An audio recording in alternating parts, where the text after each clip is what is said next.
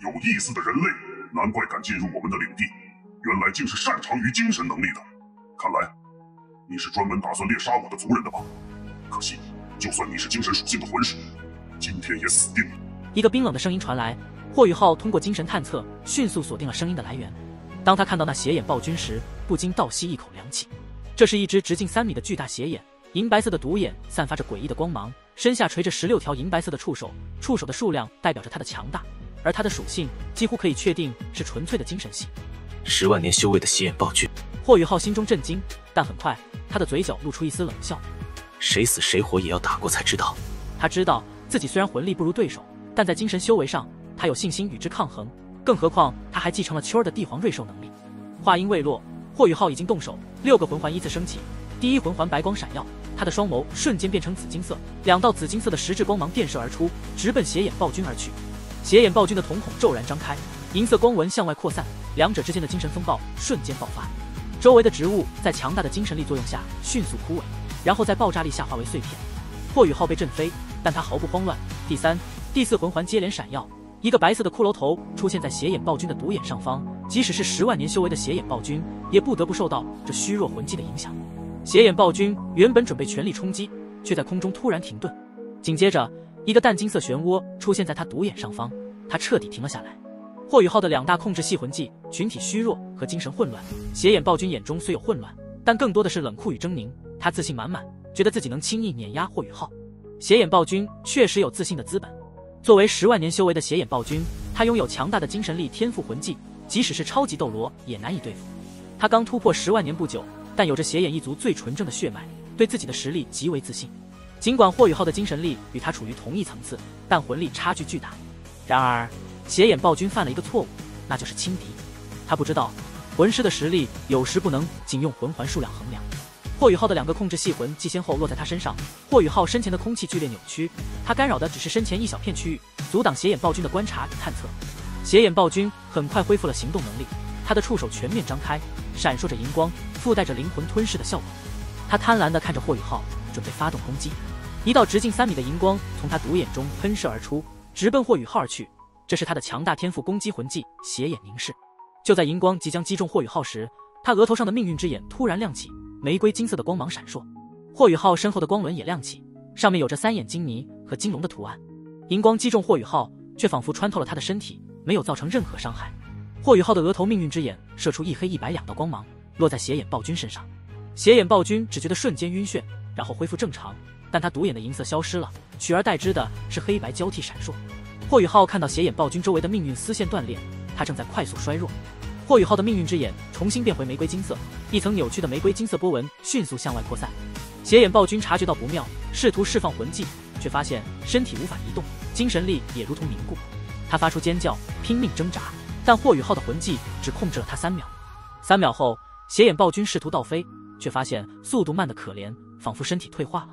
更糟糕的是，地面上不知何时多了一块岩石，他撞上岩石，身体停顿了一下。就在这时，霍雨浩的玫瑰金色波纹落在了他身上，他的身体瞬间凝固，多了一层玫瑰金色。霍雨浩冷冷地喝道：“灵魂暴震！”玫瑰金色波纹瞬间震颤，传递到斜眼暴君身上，他的独眼出现皱褶，身体剧烈颤抖，伤口爆开，银色气流喷出。斜眼暴君不敢相信自己被重创，霍雨浩却毫不留情。霍雨浩命运之眼射出一道玫瑰金色光芒，瞬间消失，再次出现时已在斜眼暴君面前。光芒射入斜眼暴君瞳孔，他身体剧烈颤抖，银色血液流出。霍雨浩不敢大意，魂导推进气推动，他来到斜眼暴君身前，眼神温柔，右拳回收，光芒大放，打出一拳。轰的一声，金色光柱击中斜眼暴君，空间裂缝作用在其身体上，霍雨浩的魂力和精神力再次爆发。斜眼暴君瞳孔处出现巨大窗口，身体周围的威压和触手全部停滞。霍雨浩身体晃了晃，很快站稳，一道金光从斜眼暴君窗口飞回，落入他手中，正是黄金龙枪。庞大的生命力顺着黄金龙枪涌入霍雨浩体内，他苍白的脸色迅速恢复。他突然想起什么，向前一步，黄金龙枪交到左手，右手挥出暗金孔爪，拍下一道银光，阻止他飞升。霍雨浩面前出现了一枚银色晶体，里面充满了浓郁的灵魂波动。他用暗金孔爪和黄金龙枪攻击，都无法将其破开。晶体表面有一层强大的灵魂壁垒。霍雨浩意识到，擅长吞噬生命力的生灵守望之刃也无能为力。但他不会放过斜眼暴君的灵魂本源，因为邪眼暴君没有魂环出现，意味着他并未真正死去，而霍雨浩正急需第7魂环。霍雨浩开始吟唱艰涩的咒语，一小簇洁白的火焰在他面前成型。这火焰看似无温度，却极为凝实。银色晶体在火焰出现后剧烈闪烁，邪眼暴君发出愤怒的威胁，声称其父亲会为他复仇。霍雨浩不为所动，将白色火焰落在晶体上，晶体瞬间发出凄厉惨叫，银色气流被火焰吸收焚化。这是净化之火，专门净化灵魂，是所有灵魂的克星。霍雨浩是斗罗大陆上唯一能释放净化之火的人，且只有在精神力达到有形有质级别后才能做到。银色晶体彻底融化后，一个血红色的魂环绽开。霍雨浩没有急于吸收，而是在邪眼暴君的尸体中用黄金龙枪寻找，很快找到一枚小巧的银色头骨。邪眼暴君只要出魂骨，几乎肯定是头部魂骨。霍雨浩准备将这头骨收起，留给伙伴们，但他的命运之眼突然亮起，一道玫瑰金色光束射向银色头骨。头骨被渲染成玫瑰金色，体积急剧缩小，飞向命运之眼，最终被3眼金泥头部魂骨吸收。霍雨浩感到一股强盛的精神力涌入精神之海，然后被更霸道的存在包覆。他猜测这是王圈的3眼金泥头部魂骨在吸收邪眼暴君的头骨。霍雨浩心中涌起希望，猜测王圈可能还有残留的意识，但天梦冰蚕提醒他此地不宜久留，要赶快吸收魂环离开。霍雨浩使用宣子文为他打造的8级魂导器魂环储存器吸收了血色魂环。这魂导器能暂时储存魂环，最多可储存9个，在1周内维持魂环不消散。霍雨浩感叹宣老师的天才，然后迅速离开。正当霍雨浩放松警惕时，一股恐怖的危机感从后方传来，一个充满怒气的声音在邪魔森林中回响：是谁杀死了我的儿子？这声音以精神力发出，让所有生物都感受到愤怒和恐怖。邪魔森林超过1/3的空间扭曲，但未伤害任何植物，许多魂兽痛苦倒地，霍雨浩的身体也迟滞了一下。霍雨浩意识到，邪眼暴君提到的父亲可能真的存在。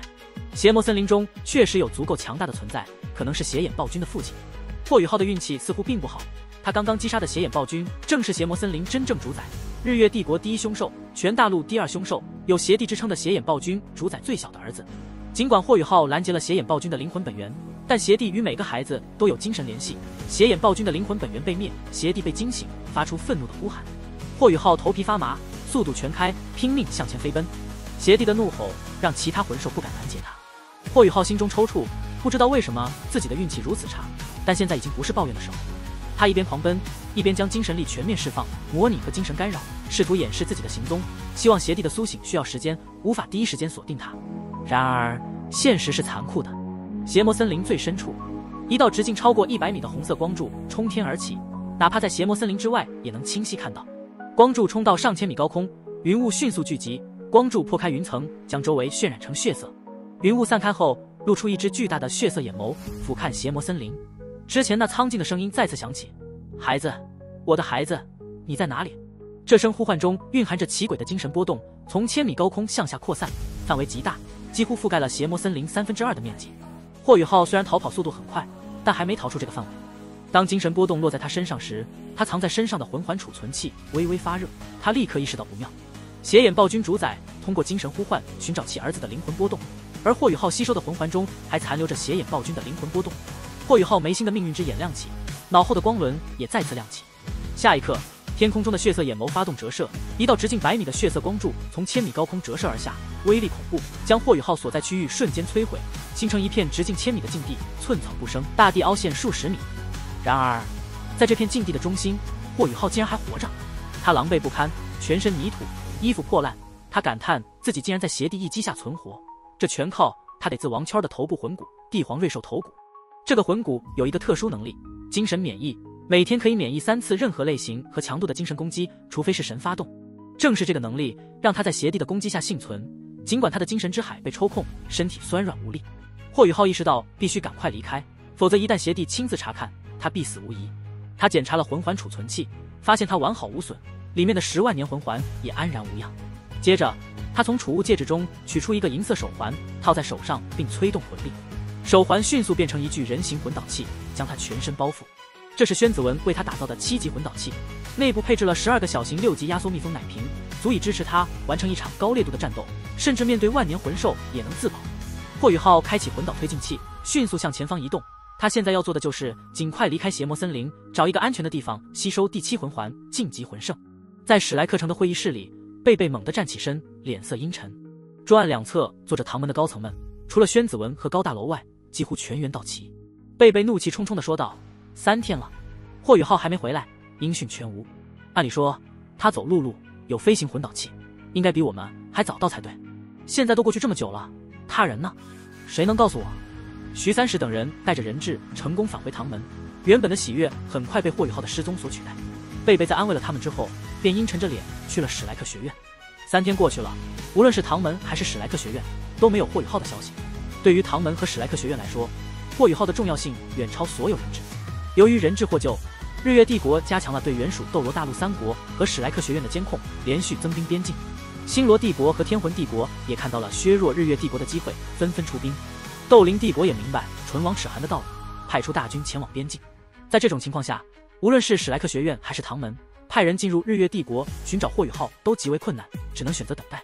贝贝压抑了3天的怒火终于爆发。徐三石苦笑说：“如果当时他留下就好了。”可菜头则安慰贝贝，认为霍雨浩的决定没错，他擅长隐藏，留下是最安全的。他们只能相信霍雨浩，耐心等待。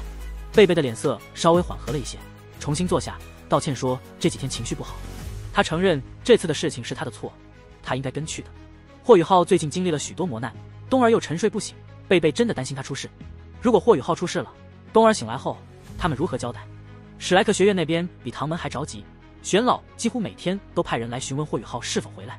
霍雨浩做事一向沉稳，如果他没事，肯定会第一时间赶回来。边境的探测魂导器虽然严密，但霍雨浩的精神力出众，一个人潜回来应该不难。所以贝贝几乎可以断定霍雨浩肯定遇到了麻烦，只是不知道麻烦的大小。徐三石说，日升城还有小桃姐在，他的神智已经恢复，修为接近极致之火，有他在，霍雨浩即使被抓也有机会脱身。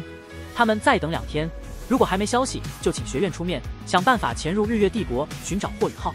贝贝默默点头表示同意。就在这时，一声雷鸣响起，会议室内的唐门众人吓了一跳。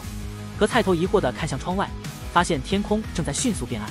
贝贝立刻起身，带领众人走出会议室。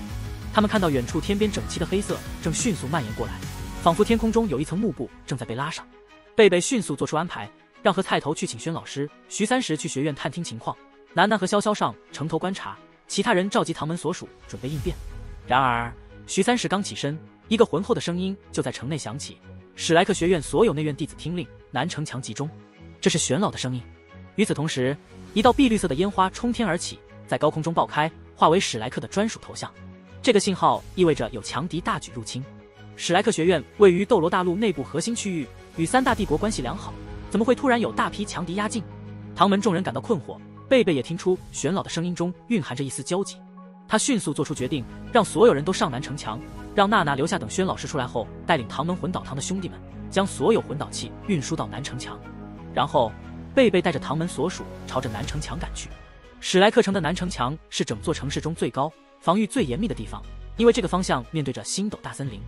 城墙高达15丈，厚度20丈，宽度超过5公里，能够容纳数万人作战。史莱克城的军队与史莱克学院关系密切，城防官由海神哥任命，几乎都是内院出身的强者。史莱克城的魂师密度极高，是全大陆魂师最密集的城市。史莱克城的现任城主名叫石星，是一位身材高大的中年人，48岁，曾经有时间魔术师的称号，后来成为封号斗罗，封号时间。他是3年前上一任城主荣退后，被海神阁全票通过任命为城防官的。此时时间斗罗石星站在城头，脸色难看地注视着南方。